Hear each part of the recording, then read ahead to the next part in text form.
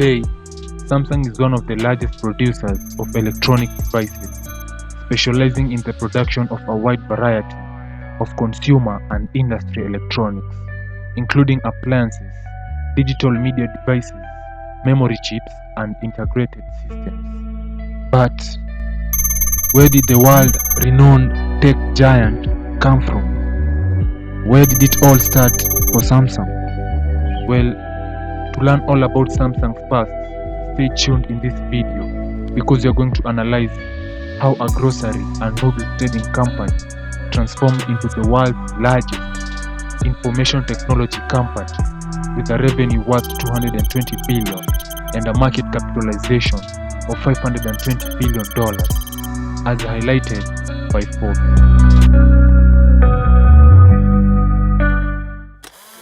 Samsung was founded as a grocery trading store on March 1, 1938 by Lee Jae-Yong. Lee first started his business in Daegu, Korea, trading noodles and other goods produced in and around the city such as dried fish and flour, and later on exporting them to China and its provinces. According to Samsung's founder, the meaning of the word Samsung is 3 stars, where the word 3 represents something big, numerous, and powerful, while stars mean everlasting or eternal, like stars in the sky.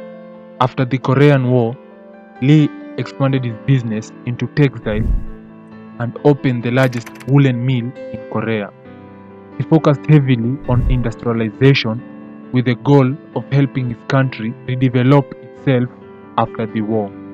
Samsung first entered the electronics industry in 1969 with several electronics-focused divisions. Their first product was black and white televisions. During the 1970s, the company began to export home electronic products overseas.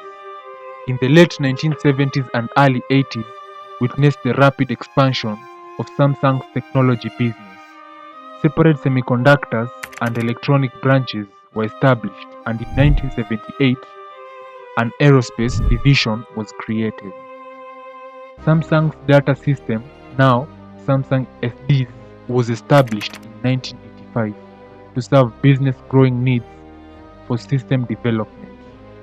That helped Samsung quickly become a leader in information technology services. Over the next few years, Samsung massively grew in success, specializing in electronics, semiconductors, high polymer chemicals, and genetic engineering tools.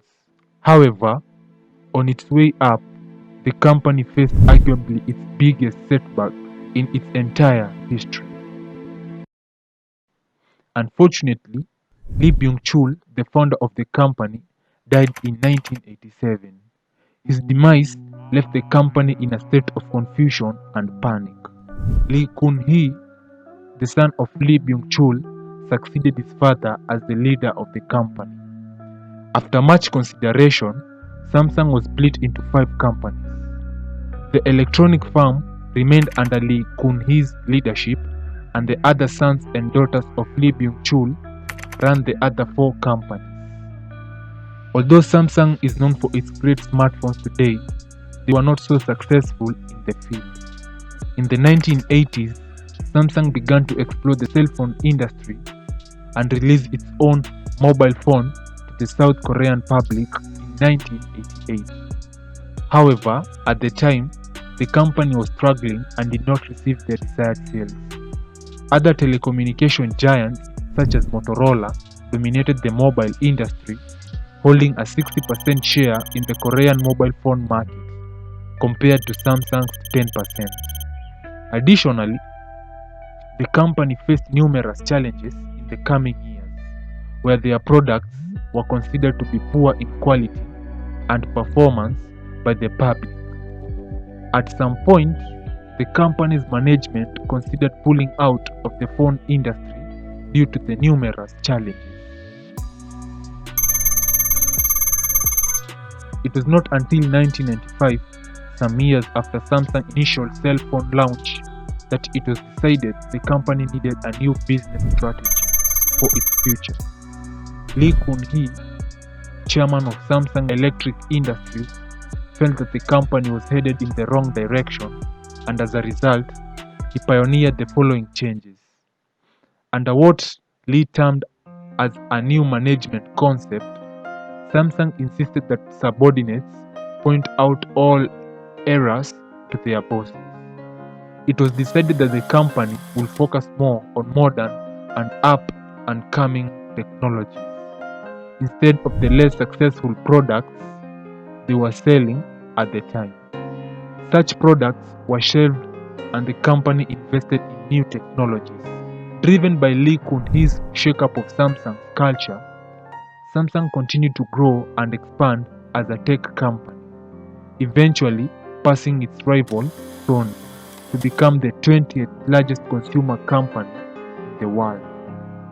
It also secured its place as the most popular consumer brand in general.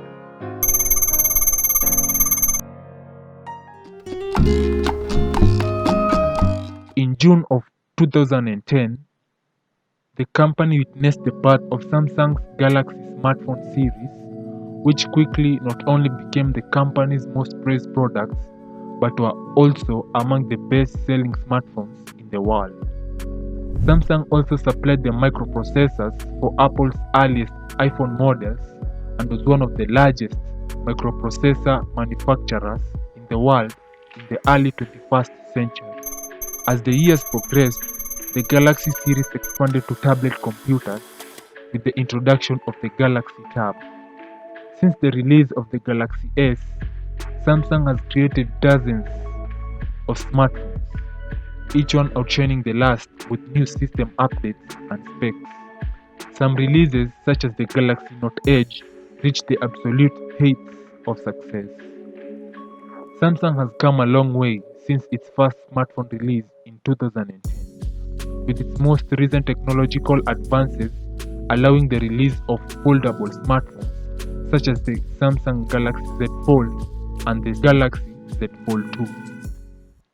Remarkably, since 2006, the company has been the top-selling global manufacturer of electronics and home appliances.